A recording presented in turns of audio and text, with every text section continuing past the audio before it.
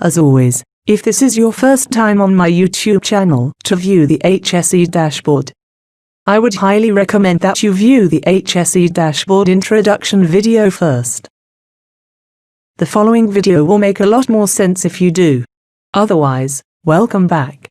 Today we are going to look at completing the Toolbox Talk Register Entry form.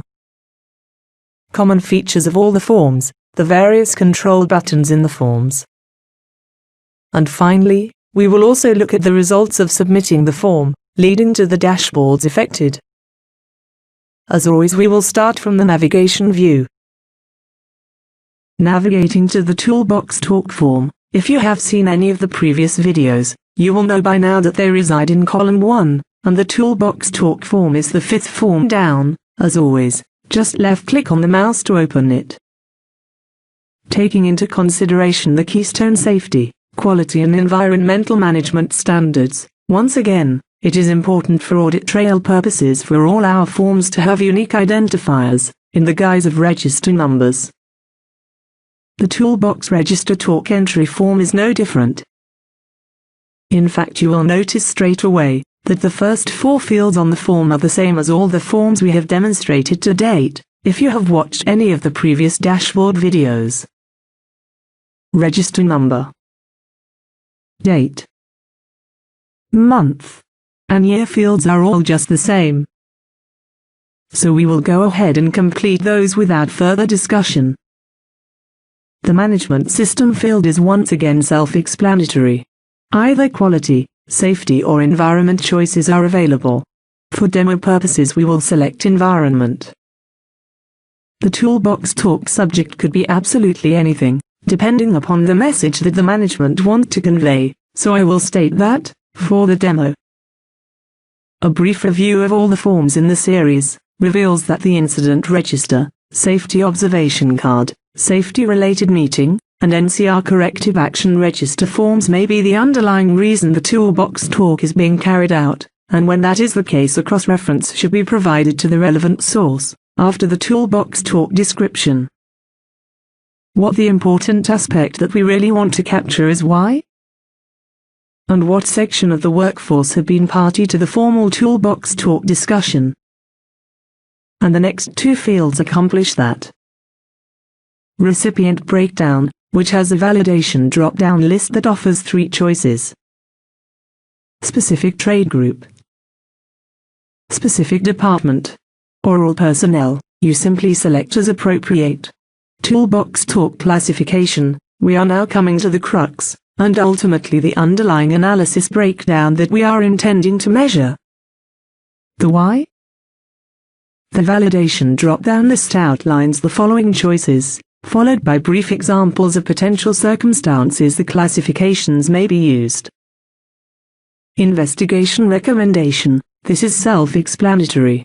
Safety observation card response, if a number of cards received contain what amounts to be a clarification request, this is the obvious selection. Agreed by safety committee, if discussions at the meeting have concluded that the shop floor personnel need to be informed formally. Leadership directive, the management may have specific concerns that they want to be conveyed formally to the workforce. Project specific, our client wants personnel working on their particular project to be informed about their requirements. This selection covers those circumstances. Technical content, the quality department often have cause for the workforce to be formally informed about a specific standard requirement. New process awareness, introduction to a new risk assessment or method statement. Routine reinforcement, in the absence of all of the above, this is the standard expectation of Toolbox Talks in general.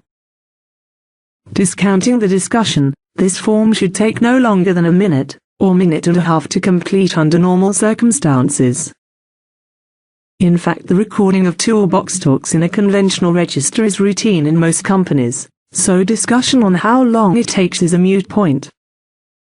Let's just go back to the navigation view and check out our register table, and then on to Dashboard 8 to see what we have generated. In the register, what do we see? Our entry as always. When we look at the dashboard, we have effectively updated Toolbox Talks this month chart. Reasons for conducting Toolbox Talk. Recipients this month chart. Annual recipient analysis chart. The monthly Toolbox delivery timeline chart. The percentage breakdown between management systems chart. And the annual percentage of reasons for conducting Toolbox Talks chart. That's not bad going, for a minute and a half's work, 1 register entry and 7 chart updates. More importantly, you are ready to present the leading key performance indicator data to any stakeholder that has cause to view it. It's all done after every entry. Equally important is that management have a much clearer picture of where they are. They may conclude that not enough Toolbox Talks of a particular category are being processed, or too many are, for that matter. Depending, of course, what your company's actual KPI data reveals. There is one last feature, lest we forget, worth demonstrating before we move on, that makes our dashboard solution different from a static conventional standalone chart, and that's the time period spinners.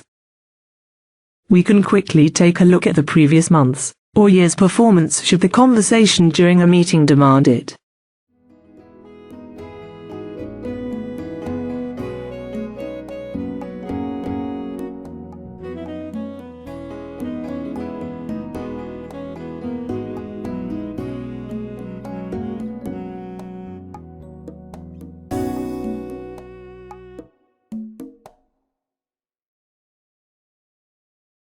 The developer has been working in HSE management for more than 20 years on both large and small engineering projects, and in a number of industrial sectors.